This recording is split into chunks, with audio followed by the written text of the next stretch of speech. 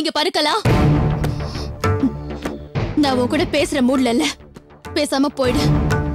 இதெல்லாம் சரியில்லை. உனக்கு ஏன் எவ்வளவு சொன்னாலும் நல்ல புத்தியே வரமாட்டேங்குது. நீ சொன்னத நீயே உன் மனசாட்சிக்கு நேர்மையா நினைச்சு பாரு. கெட்டது நினைச்சா உனக்குதான் கெட்டது நடக்கும். இத நீ உன் அனுபவத்திலேயே பாத்திருக்க. போ, முதல்ல இங்கிருந்து போயிடு.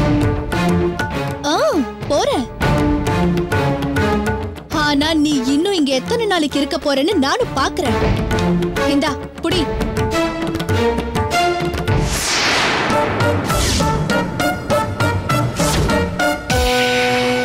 ஏய் கலா, ஏன்டி இப்படி சில்லியா பிஹேவ் பண்ற? கௌரி இப்ப என்ன மனநிலைமையில இருக்கா, என்ன சூழ்நிலையில இருக்கான்னு உனக்கு நல்லா தெரியும்ல. அப்புறம் ஏன்டி இப்படி ஈவி இறக்கமே இல்லாத மாதிரி நடந்துக்கிற? இங்க பாரு, இப்படி கேவலமா பேசுறதெல்லாம் விட்டுரு. இதெல்லாம் கொஞ்சம் கூட நல்லதுக்கு இல்ல.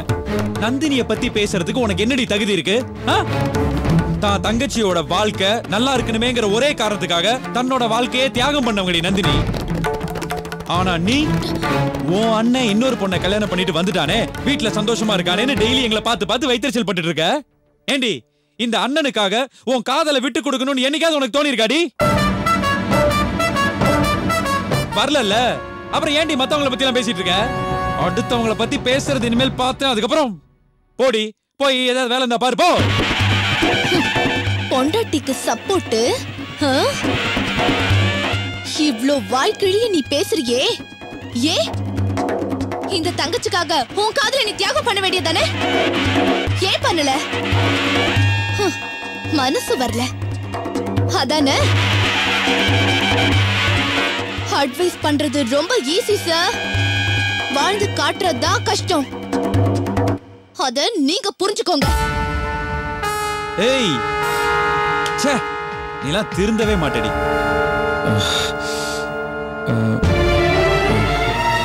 கௌரி,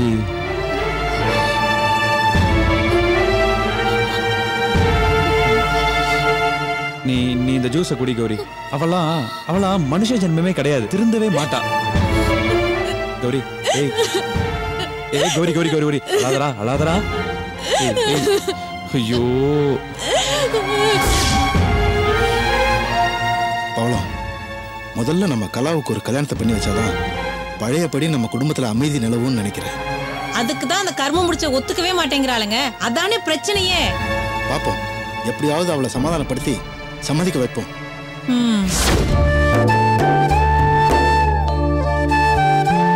கோபி, நான் ஒரு முடிவெடுத்திருக்கேன் கோபி.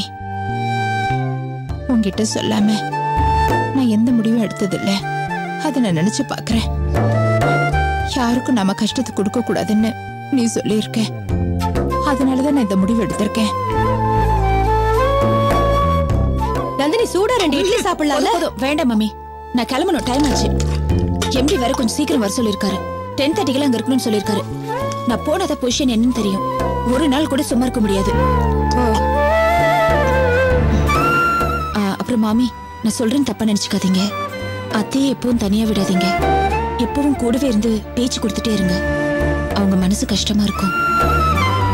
நம்மளை விட அவங்களுக்கு தான் இப்ப பெரிய இழப்பு. சொத்து சுகம் மட்டும் இல்லாம தான் பிள்ளையே அவங்க எழுந்திருக்காங்க. நாம தான் அவங்கள சரி பண்ணி கொண்டு வரணும். உங்களுக்கு தெரியாதது இல்ல, உங்க பொண்ணு காயத்ரி உங்களை விட்டு போனப்போ நீங்க எவ்வளவு கஷ்டப்பட்டீங்கன்னு நான் கூட இருந்து பாத்திருக்கேன். ஆமாமா, அந்த நேரத்துல நீதானமா நேக்கு எல்லாமா இருந்த. எல்லா உதவியும் நீதானமா செஞ்ச. நீ கவலைப்படாதம்மா நந்தினி, சக்தி அம்மாவை நான் பாத்துக்கிறேன். அவங்க எப்போ கஷ்டப்படக்கூடாது. நீ போயிட்டு வாமா, பாத்து. நந்தினி, என்னத்த? நந்தினி, நான் எந்த ஜென்மத்துல பண்ண புண்ணியமோ தெரியல, எனக்கு நீ கிடைச்சிருக்க நந்தினி. இவ்வளவு கஷ்டத்துல இருக்கும் போதும் சக்தி அம்மாவை சந்தோஷமா வச்சுக்கணும்னு மாமி கிட்ட சொல்றியே, இதுக்கே நான் மிகப்பெரிய பாக்கியம் பண்ணிருக்கேம்மா. அத்த, அதெல்லாம் ஒண்ணும் இல்ல, இது என் கடமை. நான் பாத்துக்கிறேன், நீங்க எமோஷன் ஆகாதீங்க அத்த. சரி அத்த, எனக்கு டைம் ஆச்சு. பத்திரிக்கைலாம் வரேன்னு சொல்லியிருந்தேன். நான் கிளம்புறேன் அத்த. நீங்க எதையும் நினைச்சு கவலைப்பட்டு இருக்காதீங்க. ஒரு நிமிஷம் நந்தினி.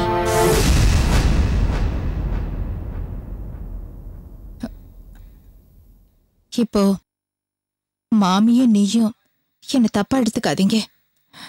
நான் நல்லா யோசிச்சு ஒரு முடிவுக்கு வந்திருக்கேன். இனிமேலையும் உங்க 2 பேருக்கும் நான் கஷ்டம் கொடுக்க விரும்பல. ப்ளீஸ், நான் போறேன்.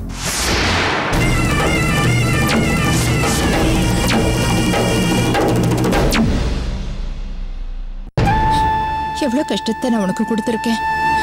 சின்ன வயசுல இருந்தே தங்கச்சி ஆளாக்குறதுக்காக போராடி இருக்கேன். அப்புறம் என் வீட்டுக்கு வந்தும் உனக்கு சந்தோஷம் கிடைக்கலையே. சந்துருவை திருத்துறதுக்காக போராடி கஷ்டப்பட்டு என்னைக்கு அவனையும் எழுந்து எவ்வளவு பிரச்சனை. இந்த நிலைமையில உனக்கு உதவ முடியலன்னாலும் மறுபடியும் நான் உனக்கு கஷ்டத்தை கொடுக்க விரும்பல நந்தினி. நான் கிளம்புறேன். அத்தை, உண்மையை சொல்லுங்க, மனசாட்சியை தொட்டு சொல்லுங்க. எங்களை விட்டுட்டு உங்களால போக முடியுமா? எங்களை மறந்துட்டு உங்களால இருக்க முடியுமா? மாமி, பாருங்க மாமி என்ன சொல்றாங்கன்னு. நம்மளெல்லாம் விட்டுட்டு போறாங்களாம். எங்க போவீங்க? இல்ல நந்தினி, நான் எதுக்கு சொல்றேன்னு புரிஞ்சுக்கோமா. ஒண்ணும் வேண்டாம் அத்தை. நீங்க என் அத்தை. அவரை கல்யாணம் பண்ணியிருந்ததா நீங்க எனக்கு அத்தையா? கல்யாணம் நடக்காததுனால நம்ம உறவு முறிஞ்சு போச்சா? எப்பவுமே நான் உங்களை சந்தோஷமா வச்சுக்குவேன் அத்தை. நீங்க போயிட்டா நாங்க நிம்மதியா இருப்போம்னு நினைக்கிறீங்களா? இனிமே இந்த மாதிரி எல்லாம் ஒரு முடிவு எடுக்க மாட்டேன்னு எனக்கு ப்ராமிஸ் பண்ணுங்க அத்தை. பண்ணுங்க அத்தை. எங்களை விட்டுட்டு நீங்க போக கூடாது அத்தை. ப்ளீஸ் அத்தை. ப்ராமிஸ்மா. I'm sorry Nandini. போதும் அத்தை. இதான் என் அத்தை. அத்தை, நீங்க சந்தோஷமா இருக்கணும் அத்தை. அவர் சொன்ன கடைசி வார்த்தை இன்னும் என் காதுக்குள்ள ஒலிச்சுக்கிட்டே இருக்கு. அம்மாவை பாத்துக்கன்னு சொன்ன வார்த்தை என் காதுல இன்னும் கேட்டுக்கிட்டே இருக்கு அத்தை. நான் உங்களை விட மாட்டேன் அத்தை. சக்திமா, நந்தினி பேச்சு கேட்டு நடந்துக்கோங்க. எங்களெல்லாம் கஷ்டப்படுத்தாதீங்க. இத பாருங்க, நீங்க மறுபடியும் இதே மாதிரி பேசிட்டு இருந்தேன், அப்புறம் நான் இந்த இடத்துல இருக்க மாட்டேன், நான் போயிடுவேன். சரிம்மா, நான் இங்கே இருக்கேன். நீ சந்தோஷமா போயிட்டு வா. கிளம்புறத.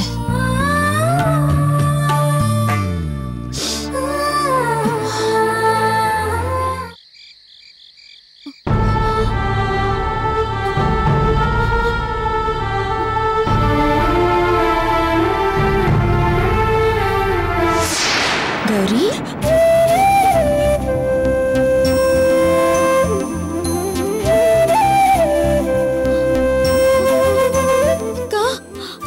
எதுக்கு கவலைப்படுற கௌரி?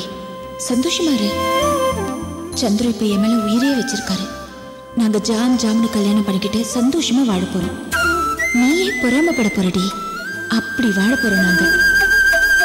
அப்புறம் சந்திர சொல்லியிருக்காரு, தங்கச்சிக்கு 2 குழந்தைங்கன்னா அக்காவுக்கு 4 குழந்தை பிறக்கும்னு சொல்றாரு.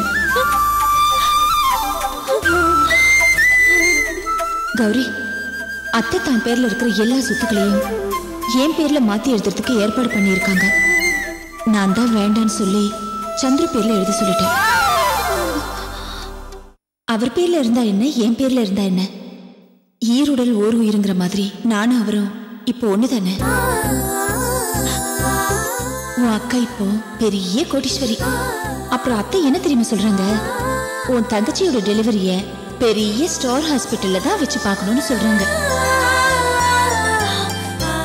உன் 2 குழந்தைங்களுக்கும் தங்கத்துல நூல் அழிச்சு அதுல ட்ரெஸ் தைச்சு போட்டு அழகு பார்க்க போறேன் இந்த அக்கா.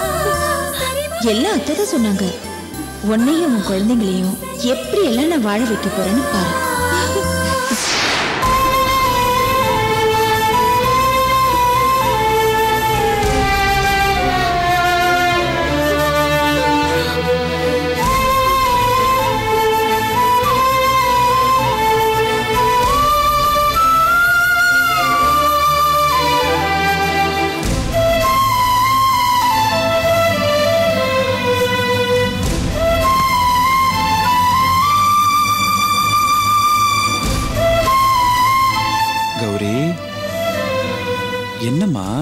என்னாச்சு?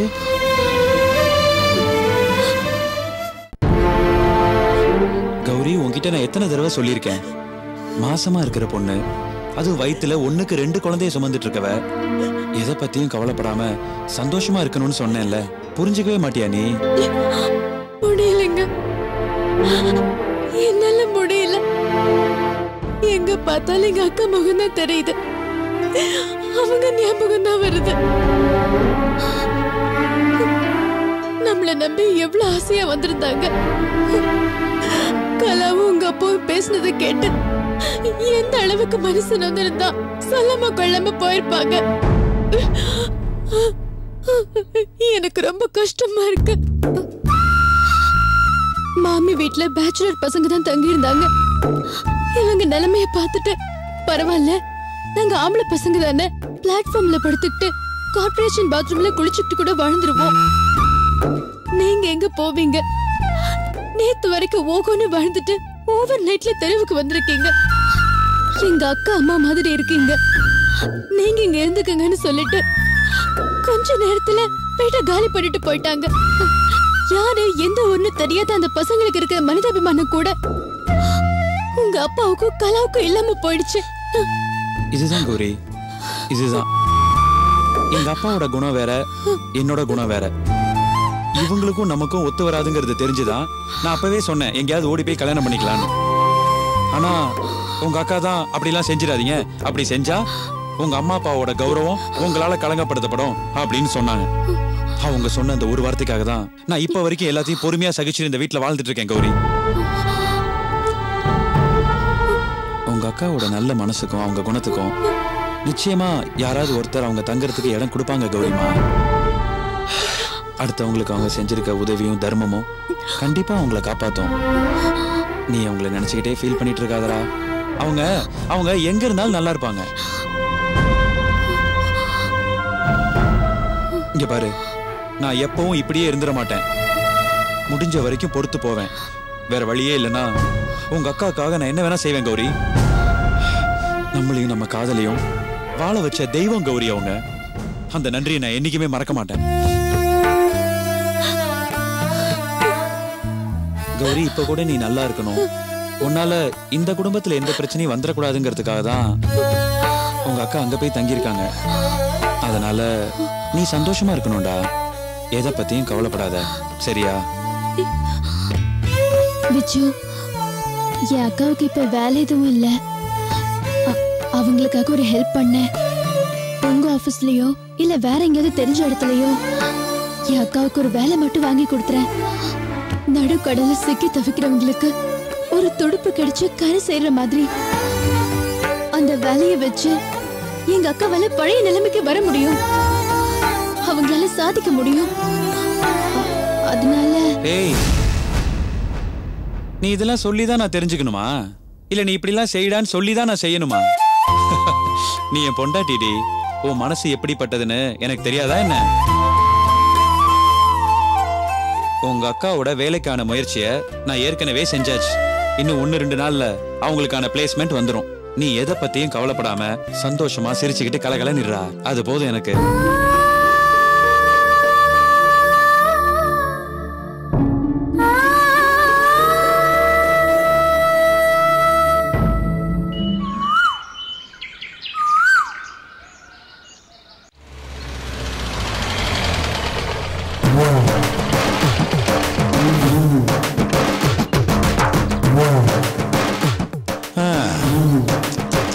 ஐயோ பாவம், பாவம் தான் நம்ம தங்கச்சி.